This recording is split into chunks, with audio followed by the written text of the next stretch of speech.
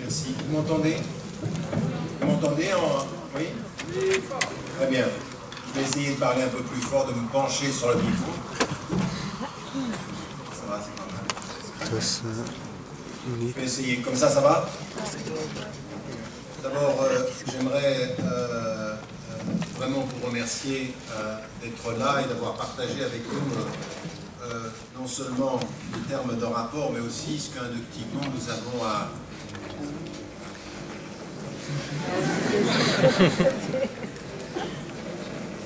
Pas moi.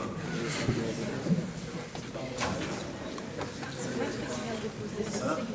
Depuis que quelqu'un l'a mis, ça fait ça? Est-ce que c'est vraiment un micro, ça?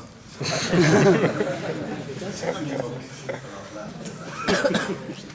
Bon, on va essayer de garder pendant 20 minutes. Donc, un grand merci pour ces réflexions-là. Je vais essayer, pour ceux qui... Oui, c'est mieux. Voilà, je vais essayer, pour ce qui me concerne, peut-être inductivement d'aller de ces constats, des difficultés, de parfois les critiques que l'on a quand on travaille sur le plan légal ou dans le plan du compromis ou de la perception, à inductivement peut-être poser les questions de ce à quoi on aurait à réfléchir ensemble, comme préliminaire même de l'engagement sur un débat qui serait ouvert. Avant cela, j'aimerais, en votre nom à tous, remercier le European Muslim Network de nous permettre de nous retrouver encore.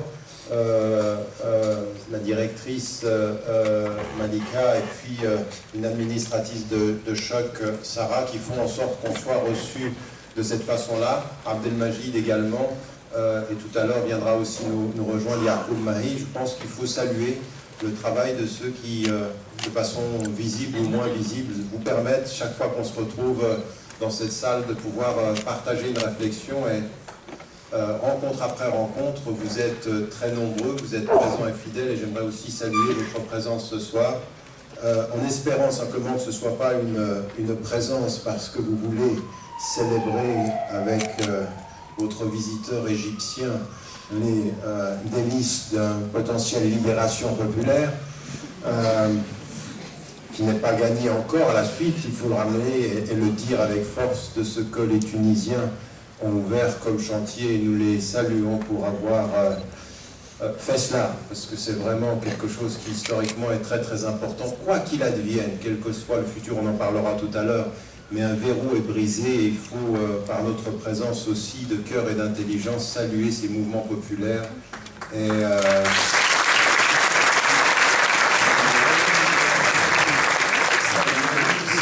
ceux qui les ont mis en branle, les Tunisiens, puis les Égyptiens, et puis on ne veut pas que ça s'arrête. Voilà, donc j'y reviendrai tout à l'heure. Donc, permettez-moi en termes d'introduction, pour aller vite, puisqu'effectivement, comme vous avez pu le voir, il y avait tellement de choses à dire qu'en 20 minutes, on est obligé de tenter des synthèses, parfois des raccourcis, et j'espère que dans le débat, on pourra revenir sur certaines des questions.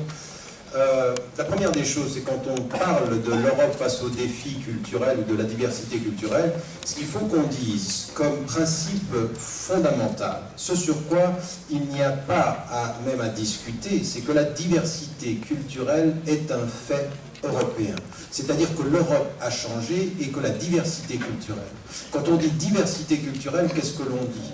L'on dit que pendant les 50 dernières années, voire le siècle dernier, des femmes et des hommes sont venus d'Afrique, sont venus d'Afrique du Nord, sont venus d'Asie, sont venus de Turquie, même quand on les a considérés comme pas vraiment européens, et ils sont devenus citoyens européens avec, dans leur réalité historique, le statut de citoyen et l'origine d'une mémoire qui était différente à l'homogénéité de la culture telle qu'on la connaissait en Europe. Quelque chose a changé qui est un fait. C'est vrai culturellement comme c'est vrai religieusement. Alors aujourd'hui, on parle de la diversité culturelle. Le problème que nous avons terminologiquement, c'est qu'on ne sait pas, avec certains acteurs, s'ils parlent de culture ou de religion, quand ils parlent de religion, ce qu'ils mettent dans la culture, quand ils parlent de culture, s'ils ont un problème avec la religion, et si en fait ils ont un problème avec les musulmans ou les arabes, pour ne pas dire les turcs.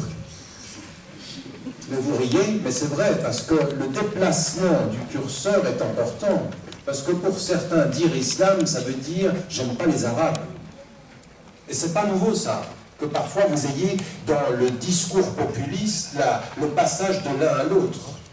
Et donc le racisme qui utiliserait le discours sur le religieux pour ne pas dire qu'il a un problème avec l'ethnicité est aussi une chose qu'il faut déconstruire. C'est-à-dire qu'il faut avoir l'oreille attentive au non-dit de ce qui est dit, et quand c'est dit, il faut l'entendre aussi. D'accord? Donc, si vous suivez, le problème ici est important. Donc déjà, c'est une réalité. Et ça, c'est pas du tout acquis. Dans le discours populiste, on l'a eu lors de la dernière conférence, souvenez-vous, mais entre-temps, qu'est-ce qu'il y a eu? Il y a eu le président allemand qui dit « l'islam est une réalité allemande ». Et c'est une controverse terrible. Il est accusé d'aller trop loin dans le sens de l'acceptation de l'islam. Et à côté de ceci, vous avez Thilo Sarrazin qui écrit un livre et qui dit « La présence musulmane en Allemagne diminue l'intelligence du peuple allemand ». Vous riez, 1,5 million de ventes de livres. Ça marche. L'un est voué aux gémonies, l'autre fait de l'argent. Et 2 jours de cela, le président français, sachant qu'il marche sur les plates-bandes du Front National, annonce que l'islam va devenir un enjeu des prochaines élections présidentielles. Et là, on est entre le culturel et le religieux, on ne sait pas très bien. Donc il faut, de ce point de vue-là, pour ce qui nous concerne en tant que citoyens, clarifier la donnée. Donc ce soir, on parle de la diversité culturelle, et on dit, cette diversité culturelle est un fait, il faut vivre avec, il faut la regarder en face, elle a des exigences. Ça n'est pas simple de vivre ensemble à la lumière de la diversité culturelle. Et tout ce que vous avez mis en évidence, tout ce qui a été dit tout à l'heure, c'est effectivement ça, c'est que c'est difficile ce compromis. Il faut s'exposer, il faut s'ouvrir, il faut essayer de trouver les termes d'accord. Deuxième des choses qui est importante aussi dans le débat, c'est qu'au moment où on commence à discuter de l'Europe face aux défis de la diversité culturelle, il faut avoir la rigueur intellectuelle et méthodologique de dire qu'est-ce qui est culturel et qu'est-ce qui ne l'est pas. De ne pas culturaliser toutes les questions. Parce que ça aussi, c'est un problème. On ne sait plus très bien de quoi on parle. Quand on est en train, ce qui a été mis en évidence, à des moments donnés, on ne fait pas du tout dans le culturel. On fait dans le socio-économique, dans le statut social, dans la réalité des classes, de la pauvreté. Ça n'a rien à voir avec la culture. Ce sont des politiques sociales. Mais comme nos partis aujourd'hui n'ont pas forcément de solution au démembrement social de nos sociétés, soumis à des pressions de l'ordre économique qui imposent l'efficacité, excusez-moi, et qui imposent la productivité, eh bien on va déplacer le centre de gravité du débat. Sans politique sociale, développons des débats culturels. Donc il faut savoir, quand on parle de cela, de quoi on parle et de quoi on ne parle pas. Donc ça suppose déjà une vraie démarche, une méthodologie rigoureuse. De quoi parle-t-on? Est-ce à dire que parce que nous avons des problèmes socio-culturels, socio-économiques, et que nous avons des vrais problèmes de classe, des vrais problèmes d'égalité, nous n'avons pas des problèmes culturels? Non. Il y a effectivement des questions culturelles, et souvent on va s'apercevoir d'une intersection entre des populations vivant la paupérisation sociale ajoutée à la distinction culturelle. Et l'un explique l'autre. Donc c'est cette intersection qu'il faut étudier de façon tout à fait précise. Donc nier le culturel est une erreur. Tout culturaliser est une erreur. Trouver l'intersection et la relation entre les deux est une nécessité méthodologique première. Et ça, souvent, nos politiques n'ont pas le temps, juste avant les élections, d'entrer dans des espèces d'articulation un tout petit peu affinées. Vaut mieux dire qu'on a un problème culturel que de dire que nous n'avons pas de politique sociale. C'est aussi simple que ça, malheureusement. C'est simple et c'est grave en même temps. Et le troisième élément que je voulais mettre en évidence, c'est quelle est l'expression aujourd'hui de ce problème. En fait, à mon sens, et je l'ai dit dans l'introduction du livre Mon intime conviction, l'une des émergences de ce problème-là est due à exactement le contraire de ce que le discours ambiant nous dit.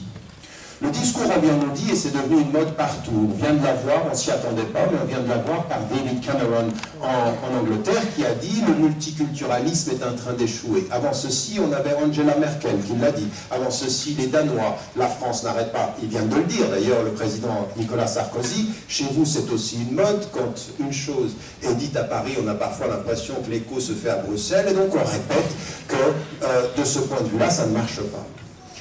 Et là, ce qui est important, c'est qu'on revient en arrière et on se dit, mais qu'est-ce qui ne marche pas au fond? Qu'est-ce que vous êtes en train de dire? On est en train de dire, en fait, que historiquement, ces papas et ces mamans qui sont venus de la première génération et que géographiquement, on ne voyait pas, socialement, on ne voyait pas. Ils étaient là, on avait pensé, pour une certaine période de temps. On voit leurs enfants sortir. Et quand les enfants sortent du ghetto de l'origine, c'est-à-dire géographique et sociale, et qu'on les voit, tout à coup, on a l'impression que cette nouvelle visibilité nous renseigne sur la non-intégration.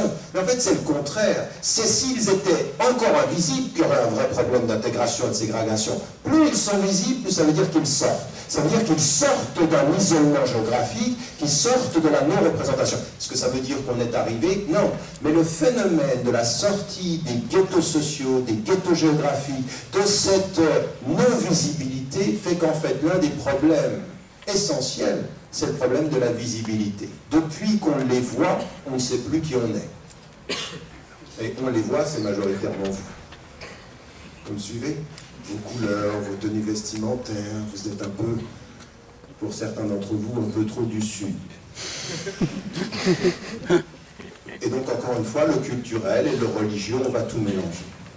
Donc, la visibilité est le révélateur d'un certain nombre de questions qu'il faut se poser. Alors, moi, en amont de toute la discussion qui a été présentée, parce que on a été ensemble dans des commissions, je ne sais pas dans combien de groupes de travail je me suis retrouvé, et souvent, je me dis, mais en fait, le fait que nous n'arrivions pas forcément à trouver un accord, c'est pas dans les termes de l'accord, c'est dans la perception, la compréhension de l'ensemble du problème. C'est vraiment en amont qu'il faut poser les vrais problèmes, comme je vous l'ai dit, en matière de terminologie, en matière de compréhension. Et je dirais qu'il y a 4 secteurs que je mettrais en évidence comme étant problématiques dans le défi, dans l'état des lieux, avant d'entrer dans les solutions, l'état des lieux, les défis. Premier élément, il y a une chose qui est évidente, c'est qu'on a un problème d'ignorance et on a un problème de manque de connaissance de ces phénomènes. C'est-à-dire de la culture de l'autre, de la culture, mais je dirais même, et c'est ça qui est le plus déterminant, il faudra qu'on s'en rende compte. Vous savez, je l'ai dit et répété à maintes reprises, quand le pape a dit que les racines de l'Europe étaient grecques et chrétiennes, enfin, de mon point de vue, quand j'ai écouté ça, je me suis dit, mais en fait, le problème, c'est pas le dialogue de l'Europe avec les autres cultures, c'est le dialogue de l'Europe avec lui-même, avec sa propre culture, ce que vous avez mis en évidence, un manque de connaissance de soi qui fait qu'on s'identifie dans la peur à quelque chose qui n'est pas nous, en fait. On l'a reconstruit, la reconstruction du passé, donc ça tient à une ignorance de soi, à une ignorance de l'autre, et à un problème réel d'éducation, de ce qui est l'école. Vraiment, on n'arrivera pas à relever le défi de la diversité culturelle si on ne se pose pas la question de la connaissance de ce que l'on enseigne à ceux qui doivent porter le projet des sociétés plurielles. Dans le livre « L'autre en nous », je développe une philosophie du pluralisme. Je dis que l'un des problèmes majeurs, c'est d'avoir perdu dans nos enseignements 4 dimensions. La connaissance de l'histoire, la connaissance des religions, la connaissance de la philosophie et la connaissance des arts. Les arts comme un élément déterminant de l'imaginaire de soi et de l'autre, l'histoire parce que c'est une nécessité de là où on vient, où l'on va, et puis la dimension fondamentale des philosophies, des questionnements philosophiques et des réponses religieuses que certains peuvent avoir. Et ce n'est pas du tout du catéchisme, c'est la connaissance fondamentale. Ceux qui confondent enseignement de la religion avec catéchisme, ce sont ceux qui ont peur de n'importe quelle présence du religieux dans la société. Mais qu'ils le veuillent ou non, c'est un fait, elle existe. On n'éradique pas le religieux par un coup de baguette magique rationnelle ou rationaliste. Qui sera d'ailleurs magique et déjà religieux en soi, donc on ne peut pas le faire. Non, parce que certains ont un rapport tout à fait magique à la rationalité. On dit oui, il y a de la religion là-dedans. Enfin bref, je ne vais pas rentrer là-dedans. Donc ça, c'est un premier élément. Deuxième élément qui est déterminant, c'est le racisme. C'est-à-dire que l'un des éléments du défi de la diversité culturelle, et c'est pas nouveau, c'est un racisme qui se traduit sous diverses formes. On l'a connu, on le connaît, on le sait. Le racisme anti-noir est une réalité. Le racisme anti-arabe est une réalité. Le racisme culturel est une réalité. Et donc, ce racisme-là, il existe. Et il ne faut pas éviter de regarder les choses en face. Des racistes existent. Et encore une fois, quand je dis ceci, je le dis dans la responsabilité partagée, parce que les racistes ne sont pas forcément que blancs. Il y a des racistes arabes, il y a des racistes turcs, il y a des racistes asiatiques, il y a des racistes de toutes les couleurs. Donc le racisme existe. Troisième élément qui est important, ce sont les discriminations, ce que vous avez mis en évidence et qui est vrai sur différents domaines. Nous avons à faire. La diversité culturelle, c'est aussi de faire face. Quand on a des citoyens qui ont un même statut, mais des discriminations qui sont liées à autre chose que leur statut, ça peut être sur la couleur, ça peut être sur le genre, ça peut être entre femmes ou hommes, ça peut être entre... Tout ça existe. Et les discriminations, c'est la conséquence d'un racisme qui peut être structurel. Oui, quand la discrimination existe, c'est aussi qu'on a intégré des paramètres. Raison pour laquelle, mais c'est tellement vrai. Mais quand vous prenez, faites un pas en arrière, et vous vous dites, vous vous rendez compte, qu'est-ce que nous dit d'elle-même une société qui vous dit que quand vous envoyez un CV, il ne faut pas mettre votre nom? Qu'est-ce qu'elle dit d'elle-même, cette société? D'abord, elle dit qu'elle a affaire à des êtres humains. Et que les êtres humains, quand ils voient un nom, Abdallah,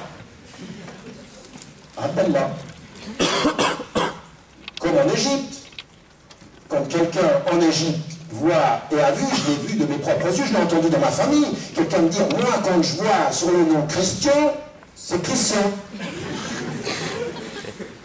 Non, je dis ceci parce qu'il faut être capable d'être critique par rapport à soi. Nous sommes tous potentiellement capables de ça, de voir les nôtres avant les autres. Donc ça c'est un troisième élément, la discrimination. Le quatrième élément, j'ai 3 minutes, hein, c'est juste ouais. Qu'est-ce que je disais? Le quatrième élément, donc, 1, l'ignorance, l'éducation, 2, le racisme, et qui peut être structurel, la discrimination, et le quatrième élément, c'est la représentation. Ce que je voulais dire, la visibilité dans la rue fait peur, mais le manque de représentation dans différentes sphères entretient justement la non-représentation de la réalité sociale. Regardez-vous dans cette salle, et regardez dans différents domaines, la télévision, vos journalistes, ceux qui présentent, l'absence de la diversité culturelle dans les espaces de représentation populaire, les médias de représentation, ça, et même parmi les enseignants. Vous allez voir que dans beaucoup d'écoles colorées, les enseignements le sont beaucoup moins. Ça change, mais c'est un vrai problème, parce que l'enseignant, il a un rôle de modèle. Quand l'enseignant est toujours plus blanc que vous l'êtes, et qu'il n'y a pas tellement d'enseignants aussi basanés que vous l'êtes, d'un point de vue culturel, c'est un vrai travail de distance par rapport à la représentation sociale. Et dans les médias, c'est pareil. Et je crois que ce problème de représentation, dans les espaces de représentation, vous savez, quand vous êtes visible dans la rue, le phénomène de transfert de visibilité dans les médias est complètement différent. Quand vous voyez des gens qui viennent de différentes cultures, de différentes dans les espaces de légitimité, de prendre la parole, quelqu'un qui passe à la télévision, un journaliste, un intellectuel, un sportif, il transforme dans le paysage de la représentation légitime la propre perception qu'on a de soi. Et ça, c'est une importance capitale, beaucoup plus que ce que l'on croit. Psychologiquement, ça a un énorme impact. Donc voilà les 4 problèmes que l'on a, les 4 sphères sur lesquelles il faut faire un travail. Et donc, avec ceci, ayant vu cela, quel type de solution on peut amener? Et donc là, ce sera en même temps la conclusion. 1, c'est effectivement commencer, en voyant ces 4 chantiers, de refuser de culturaliser tous les problèmes. La deuxième des choses, c'est qu'on commence aussi par exactement, inductivement, ce qui a été mis en évidence dans le rapport, c'est qu'il y a une loi, il y a un cadre légal sur lequel il faut s'appuyer. Il est le même pour tous les citoyens. Alors à des moments donnés, il faut s'entendre, il faut comprendre les termes de la loi. Parce qu'une loi, elle est un texte, mais sa marge d'interprétation est toujours liée à des compromis possibles. On ne lit pas la loi de la même façon, et donc, ce que vous avez mis en évidence, l'état d'esprit dans lequel on rentre dans le compromis vient de la façon dont on lit la loi à la lumière de la façon dont on comprend sa société.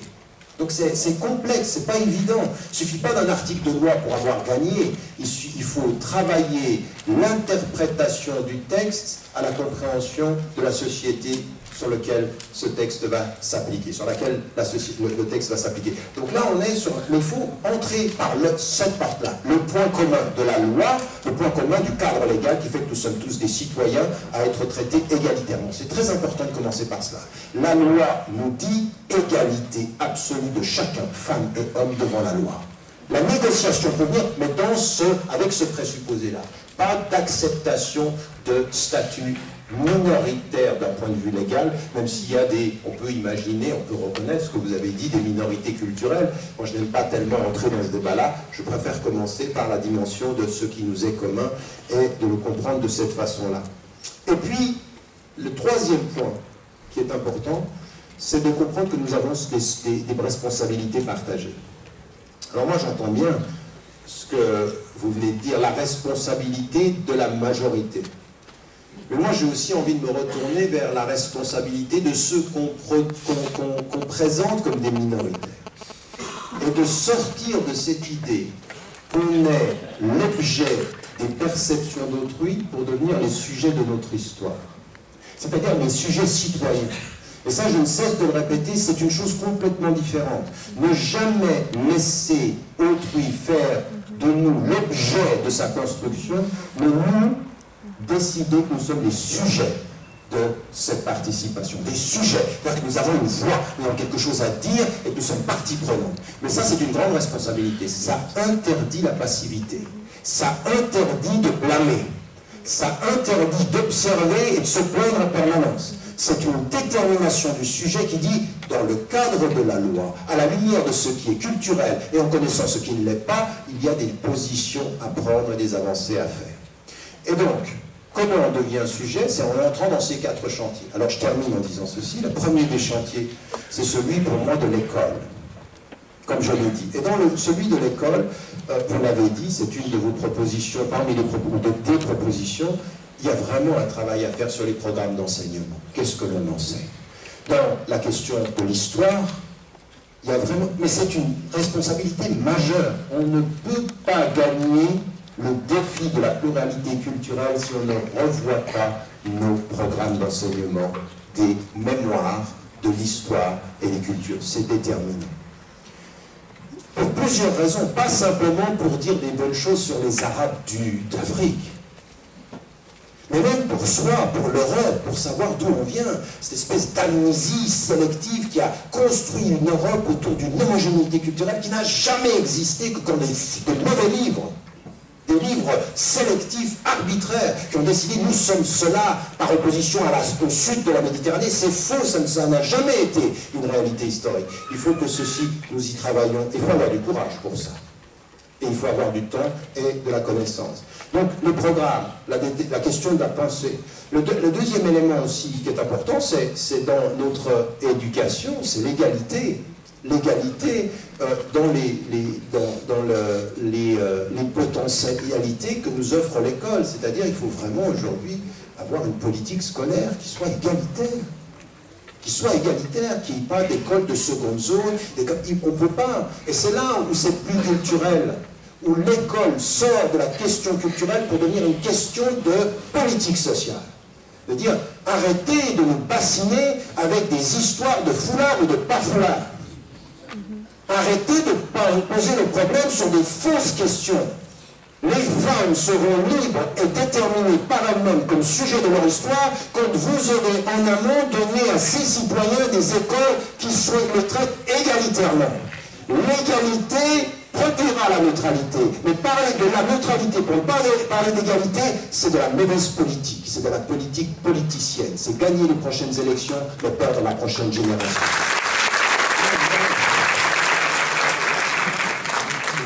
Vous voyez, je m'emporte et j'ai encore envie de dire plein de trucs là-dessus. Et puis, la troisième des choses, c'est une vraie politique de mixité sociale, de mixité scolaire.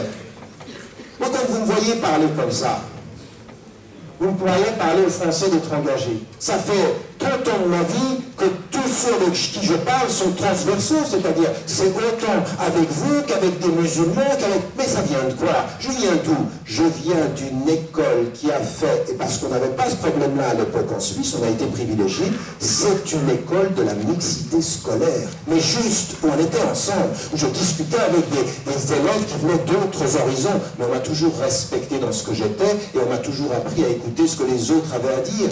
C'est ça la véritable école, une vraie mixité sociale, pas cette espèce de fausse discussion. On est en train de... Mais en même temps, ce n'est pas un problème uniquement pour les minorités culturelles, c'est un problème pour toute la société belge, pour toutes les sociétés européennes. Donc, ça c'est un premier chantier. Le deuxième chantier, c'est celui du racisme. Et là, vous avez dit une chose qu'il faut dire, c'est qu'il y a des lois et que tout n'est pas possible. Il y a des lois qui vous disent on ne peut pas être raciste, on ne peut pas entretenir, il y a des lois et il faut de ce point de vue-là. Qu'est-ce que c'est qu'un sujet belge ou un sujet européen?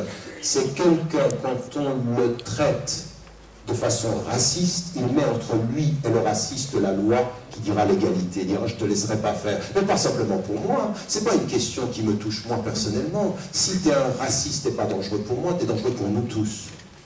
Quand le racisme est légalisé, c'est une société qui perd des fondements éthiques et moraux. Donc c'est ça qu'il faut mettre en avant comme une détermination. Et c'est pour ça que vous devenez des sujets, pas quand vous vous laissez faire, mais quand vous mettez la loi sur le marché de l'emploi, les propos racistes, il faut les sanctionner.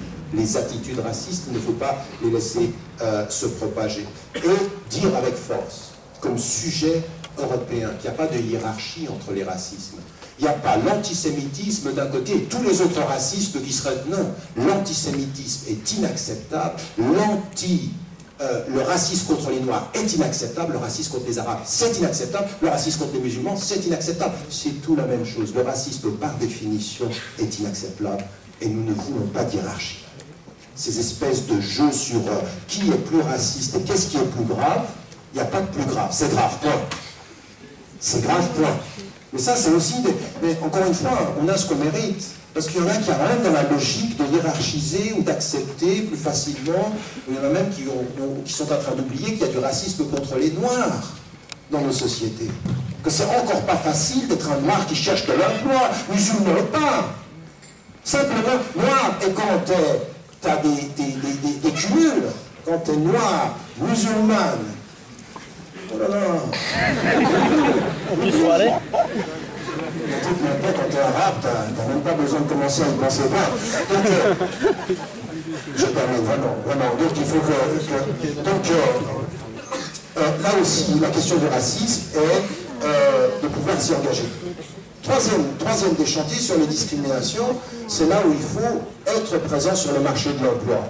Et sur le marché de l'emploi, en amont de toutes ces discussions-là, c'est vraiment de dire que le marché de l'emploi aujourd'hui est un marché où il y a de la discrimination réelle pour les femmes, pour les hommes, et que là il faut, alors encore une fois, comment on fait?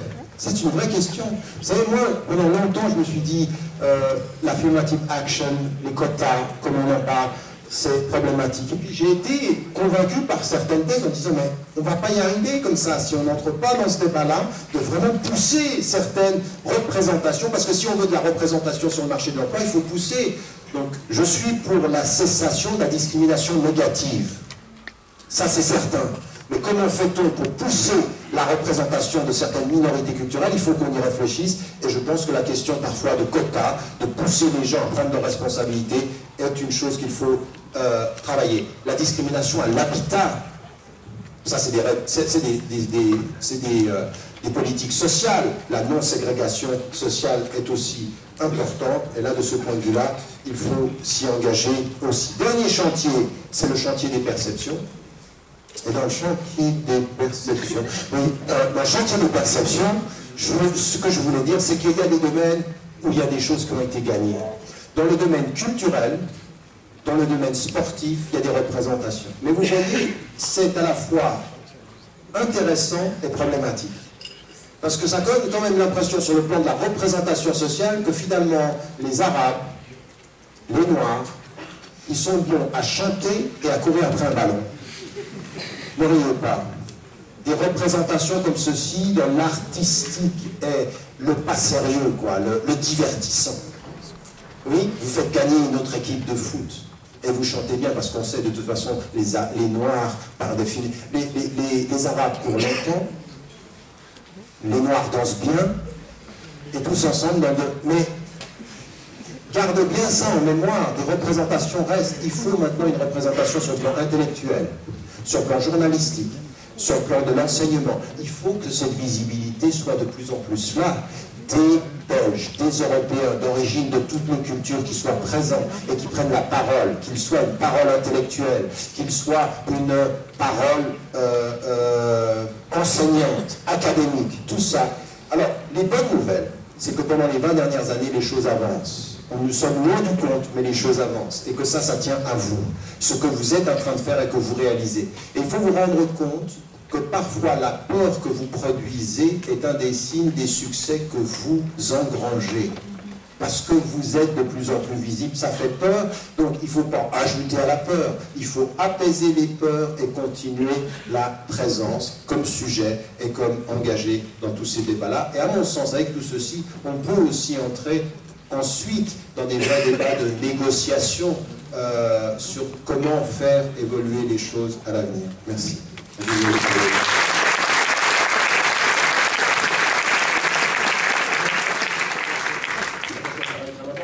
a largement dépassé le temps. Alors je vous propose la chose suivante, c'est de laisser quand même un échange avec la salle, de près de prendre quelques questions, de laisser aux deux intervenants de voir quelle est la possibilité de regrouper toute une série de questions et de répondre d'un seul coup. On est d'accord? Même si on n'est pas d'accord. C'est des questions de les micros, on va les donner.